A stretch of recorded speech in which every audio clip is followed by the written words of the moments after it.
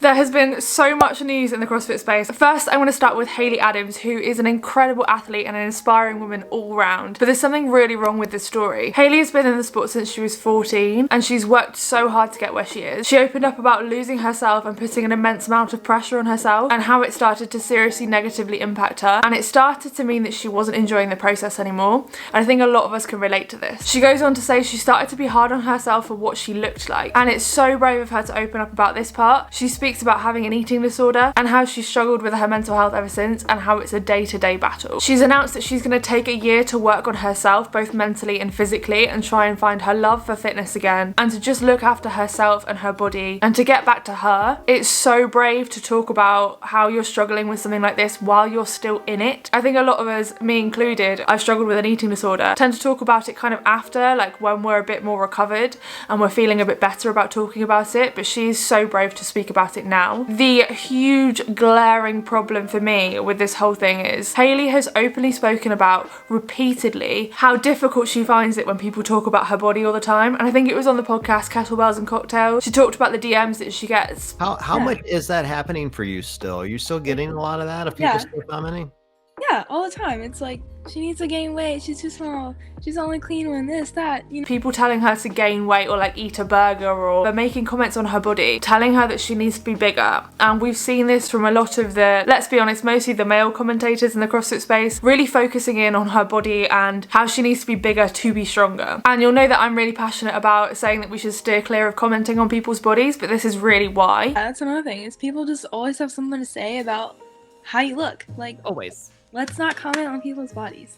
And the fact of the matter is, you don't necessarily have to be bigger in order to be stronger. When I was 74 kilos and struggling with my eating disorder and really skinny, I could still clean 100 kilos. There are many athletes out there that have smaller bodies that are still able to lift extremely heavy weights. And while it's okay to talk about an athlete's abilities and their potential strength capacity, I don't think it's okay to be repeatedly commenting on the way somebody looks. And as someone in a very similar position on the other end of the spectrum that struggles with an eating disorder and gets constant comments on my body, it does have a massive impact on that eating disorder. So I think people in the CrossFit space need to be more mindful of making comments on athletes' bodies, and this isn't just exclusive to women. Men also suffer with this as well. In fact, there's a really high rate of body dysmorphia within men, so it's relevant across the board. And I think we can just stick to focusing on their abilities, their capacities, their strengths and weaknesses, and steer away from commenting on people's bodies because we don't know what they're going through.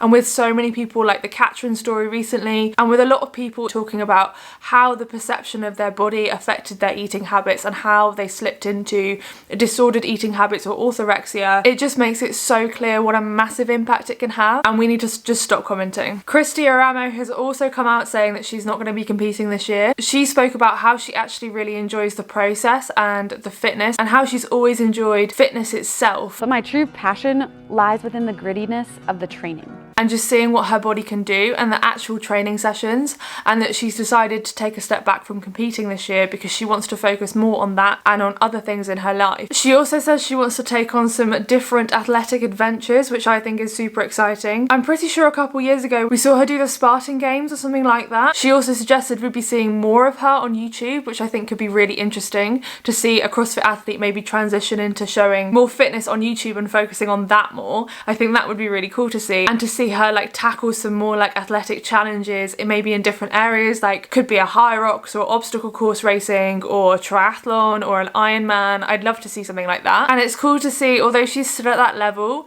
she's honouring what she wants to do and what she has a passion in, and she's pursuing that rather than thinking because she is an elite athlete that she needs to constantly be chasing the podium, especially in the year when Tier 2Me has left the competition field. It's a pretty big statement to be putting yourself first and doing what you truly want to do, and that is just really inspiring. I think it sets a great example for a lot of us. Saunders has also announced that she won't be competing this year, and I love watching Cara compete. She is one of my favourite athletes. I'm not going to speculate on this one because she has made it clear that she wants to keep the reasoning private. She's sad that she won't be able to participate in the Open and says she's done it since 2011. She even did it when she was pregnant with her daughter, but at the moment she doesn't have a choice. I think it's important that we respect her decision in wanting to share this when she's ready and not attempting to speculate speculate why this might be. It's so clear from all the support she's received. Everybody is thinking of her and they're gonna miss her on the competition floor, and I definitely will. And it was such a shock to see this, but I think we're all just hoping that she's okay and we wish her the absolute best. It must have been such a difficult choice to make. Then we've got this absolute massive cock up in the open announcement where they misloaded the women's barbells. This means Gabby Migala, Laura Hovath and a couple of others lifted 38 kilos rather than the 43. And CrossFit have announced that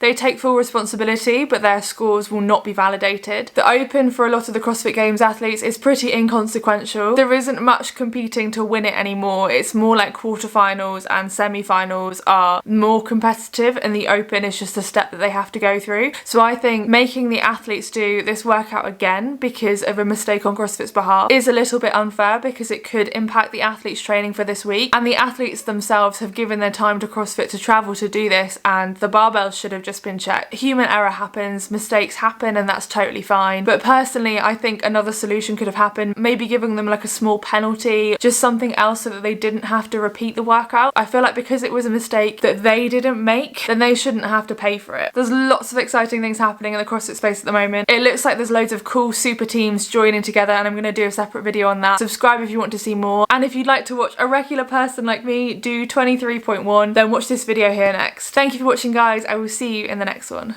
Bye.